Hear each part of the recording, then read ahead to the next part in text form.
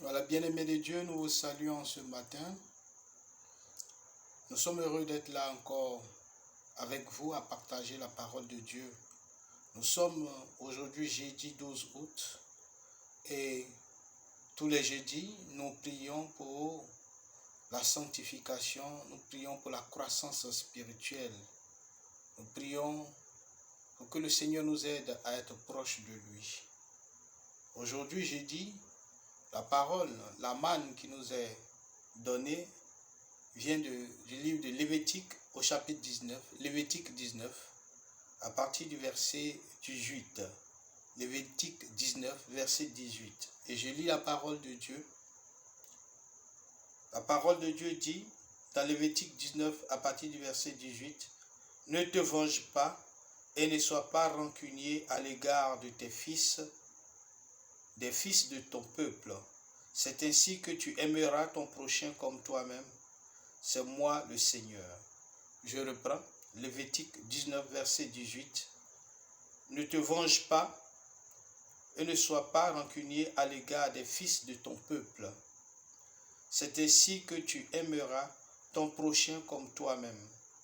C'est moi le Seigneur. » Au nom du Père et du Fils et du Saint-Esprit. Amen. Bien-aimés, accueillons cette belle parole que le Seigneur nous donne aujourd'hui dans Lévitique chapitre 19 à partir du verset 18. Nous sommes à écouter la parole afin de nous rapprocher de Dieu. Dans cet exercice que je vous propose, il s'agit de lire la parole de Dieu, d'en tirer le maximum de profit par la prière et en essayant de l'appliquer chaque jour, chaque instant, dans tout ce que nous vivons, appliquer cette parole. Et la parole de Jésus est claire. Ne te venge pas et ne sois pas rancunier à l'égard des fils de ton peuple. Bien-aimés, ce n'est pas facile de vivre dans ce monde, car nous sommes des humains et nous avons en nous des ressentiments qui ont tendance à prendre le dessus sur notre être. Comme je l'ai dit dans une précédente vidéo, en nous se trouve la dualité, c'est-à-dire le bien et le mal. Et l'effort que le Seigneur nous demande, c'est de pouvoir puiser toutes les ressources de son esprit afin de toujours choisir le bien et fuir le mal.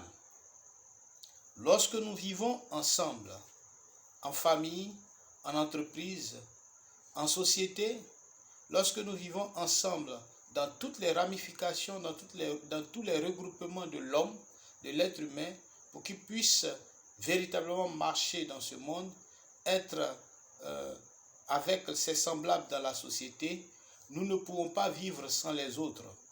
Nous vivons avec les autres. Et comme dit le Seigneur quelque part dans sa parole, mais nous ne devons pas forcément vivre comme les autres. Et ici, il nous interpelle à ne pas nous venger. L'homme a tendance à toujours vouloir se venger. La nature de l'homme, c'est cela, se venger pour un rien, pour un peu. Lorsqu'on m'a fait du mal, lorsqu'on nous fait du mal, la première réaction naturelle, mais négative, c'est la vengeance. Il m'a fait du mal, il faut que je lui fasse aussi du mal pour qu'il sache que ce qu'il m'a fait, je n'aime pas. Pour que ce qu'il sache me fait mal. Ça, c'est la vengeance. La vengeance, venger, comme dit le dictionnaire, c'est obtenir vengeance d'un acte coupable, d'un acte qu'on juge coupable, d'une injure.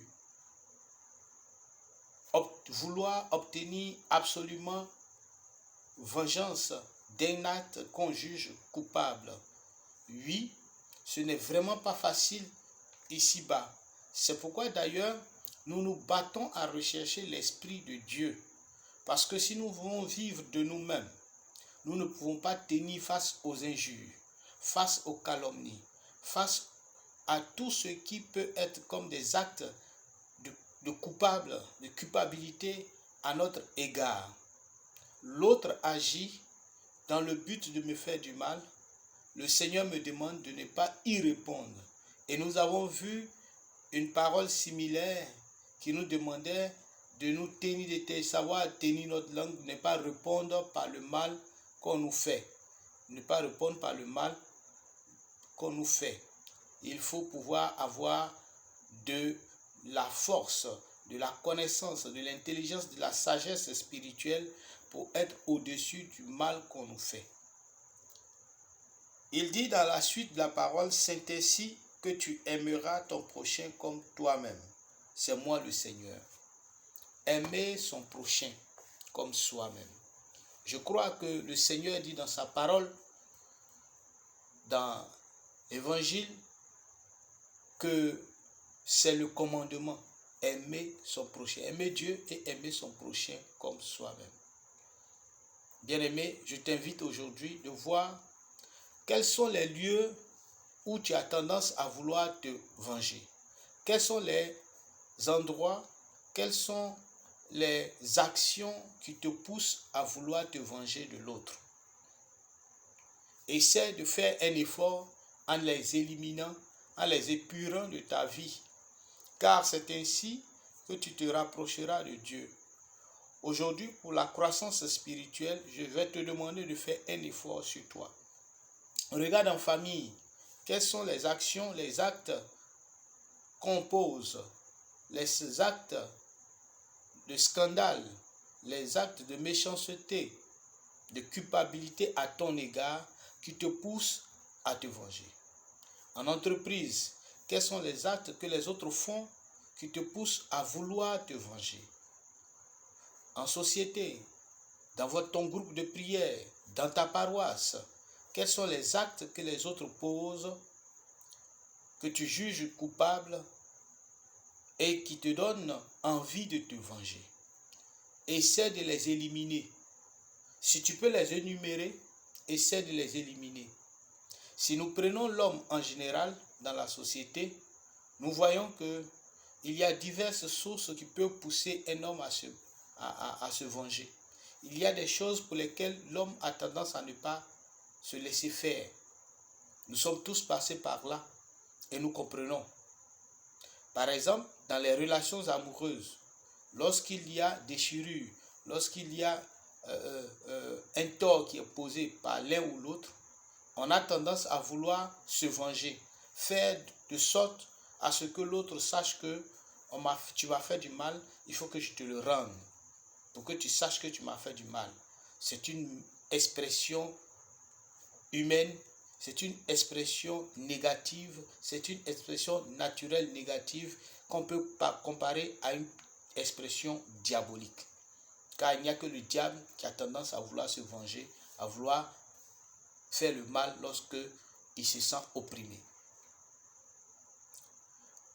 On peut aussi parler dans le domaine de l'entreprise. Lorsque nous sommes en entreprise, le leadership, on veut montrer à l'autre que c'est nous. Et quand l'autre fait quelque chose qu'on a déjà pensé ou bien dont on a déjà parlé avec cette personne, et cette personne va prendre nos idées, présenter comme si c'est elle qui a fait, ça nous fait du chagrin. Et nous voulons nous venger, nous voulons faire du mal aussi. Ces genres de comportements ne sont pas bien. Que ce soit en politique, que ce soit en économie, que ce soit dans tous les domaines que vous voulez, l'homme a tendance à faire de l'hommerie. L'hommerie, c'est l'expression de l'homme naturel dans tout ce qu'il fait, soustrait de l'Esprit de Dieu. Et c'est une expression humaine. Et Dieu nous demande d'aller au-delà de cela. Bien-aimé, je t'invite aujourd'hui à rechercher Dieu en tout. Dieu en l'homme, Dieu en ton frère, Dieu en ta sœur qui est là auprès de toi. Dieu qui est amour et qui veut que nous l'exprimions chaque jour. Ne te venge pas. Prends l'engagement aujourd'hui de faire l'effort de ne pas te venger vis-à-vis de tout ce qu'on te fait. Prends l'engagement de faire l'effort sur toi de ne pas te venger. Prie pour que Dieu te donne son Esprit Saint à faire comme lui, ne pas te venger. le mal qu'on a fait à Jésus-Christ, il n'a pas voulu se venger. Au contraire, il s'est donné pour nous sauver. Et c'est le chemin qu'il nous a montré. Aimer au-delà de l'espérance même de ceux qui nous entourent. Et bien aimés, faisons un effort sur nous afin de pouvoir véritablement nous rapprocher de Dieu par l'amour de l'autre. Ne pas se venger. Et aimer l'autre comme soi-même. Aimer l'autre, voir l'autre qui est différent de nous, l'autre qui ne pense pas comme nous, qui ne mange pas comme nous, qui ne marche pas comme nous, qui ne réfléchit pas comme nous, l'aimer comme nous-mêmes. C'est un grand exercice spirituel et c'est le plus grand exercice spirituel que le Seigneur nous demande. Nous sommes différents les uns des autres, mais Dieu nous demande de nous aimer les uns les autres. Comment aimer quelqu'un qui ne pense pas comme moi, qui ne réfléchit pas comme moi? Comment aimer quelqu'un qui n'a pas les mêmes visions que moi? Comment aimer quelqu'un qui ne respecte pas moi mes principes, mais qui veut que moi je respecte ses principes? Voilà tout le sens de notre marche spirituelle. Aimer l'autre comme nous-mêmes. Est-ce que dans chaque situation que je vis, lorsque j'ai envie de me venger, je vois l'autre comme moi-même? Est-ce que je me mets à la place de l'autre avant d'agir? Et quelque part dans la Bible, dans l'évangile, Jésus va dire, ce que tu veux qu'on fasse pour toi, fais-le aux autres. C'est ça la force de tous ceux qui veulent être des êtres spirituels sur la terre. C'est ça la force de ceux qui veulent vivre le surnaturel sur la terre, le surnaturel dans le naturel. Dieu a mis en nous des dispositions, des prédispositions pour être au-delà. Et c'est par son esprit que nous avons toute cette force. J'aimerais vous raconter une petite anecdote. J'ai eu la grâce d'aller en Italie et lorsque je me suis retrouvé à me promener dans la ville de Rome, voilà que je me suis égaré, je me suis perdu sur le chemin. J'avais du mal à retrouver là où je devais être. Alors, je me suis mis à poser des questions. Lorsque je rencontre des frères de couleur blanche, essayer de poser des questions. Vous savez, en Italie, l'italien n'aime pas parler le français, ils n'aiment pas parler encore l'anglais. Donc, dès que tu t'adresses à lui et que tu commences à parler le français, il dit « Oh !» Alors, il cherche à se retirer, surtout s'ils ne sont pas des chrétiens, c'est encore plus grave. Alors, je me mets à poser des questions. Les gens, d'abord, mon français ne leur plaît pas. Et donc, on commence à me rabrouiller d'une manière. Et voilà qu'en passant, je rencontre quelqu'un de couleur noire. Je vous assure que j'ai vu ce monsieur de couleur noire, noir comme moi. Je me suis senti en Afrique. J'ai crié « Mon frère !» C'était un Sénégalais. Lorsque je me suis approché de lui, il m'a indiqué le chemin à prendre pour qu'il puisse me retrouver. C'est quand on est à l'étranger, on se rend compte de ce que le Seigneur dit. Ton semblable. Ton semblable, ce n'est pas celui qui a la même peau que toi. Ce n'est pas celui qui pense comme toi. Ce n'est pas celui qui agit comme toi. Ton semblable, c'est ton contraire. Ton semblable, c'est celui qui te suit, qui t'entoure. Et donc, faisons l'effort de nous aimer les uns les autres, malgré nos différences. Quel que soit où tu te trouves. Je parle principalement à nos frères et sœurs, à nos jeunes frères qui se sont engagés dans la politique. Faites l'effort de vous aimer. On peut être différent, on peut ne pas avoir la même vision, mais on a la même nation. Et nous devons nous aimer au nom du Seigneur, au nom de notre nation, la nation que nous partageons. Et nous devons pouvoir trouver le chemin de pouvoir construire ensemble la nation sans nous faire du mal. Sans nous venger les uns les autres, sans nous faire du mal les uns envers les autres. En nous aimant simplement, on peut s'aimer dans nos différences. Oui, c'est possible. C'est là le challenge que Dieu veut pour nous. C'est là le challenge que Dieu veut pour toi et pour moi, mon frère et ma soeur, nous aimer dans nos différences. Que Dieu vous bénisse, que Dieu vous garde. Priez pour que le Seigneur vous donne la grâce d'aimer tous ceux qui sont autour de vous, surtout ceux qui vous font du mal. Priez pour avoir la force, la capacité, la sagesse spirituelle pour aimer tous ceux qui sont autour de vous. Et surtout de tuer en vous la vengeance, le désir de vengeance. Que Dieu vous bénisse, que Dieu vous garde en ce jour. Passez une très bonne journée de jeudi dans l'adoration avec le Seigneur. Les quelques recommandations, faites beaucoup d'adoration et demandez la grâce au Seigneur de pouvoir être tolérant vis-à-vis de tout ce qu'on vous fait comme acte de culpabilité. Ensuite, faites beaucoup le rosaire ou le chapelet pour ceux qui le peuvent. Et je le demande véritablement avec insistance, faites le chapelet. Car l'un des grands modèles de la vie spirituelle, c'est la Vierge Marie qui ne parlait pas, qui ne répondait pas aux injures qu'on lui donnait, qui ne répond même pas encore aux injures qu'on lui donne aujourd'hui. Alors, prenons pour modèle la Vierge Marie. Gardons tout en silence. Confions tout à Dieu et laissons-nous transporter par le Seigneur.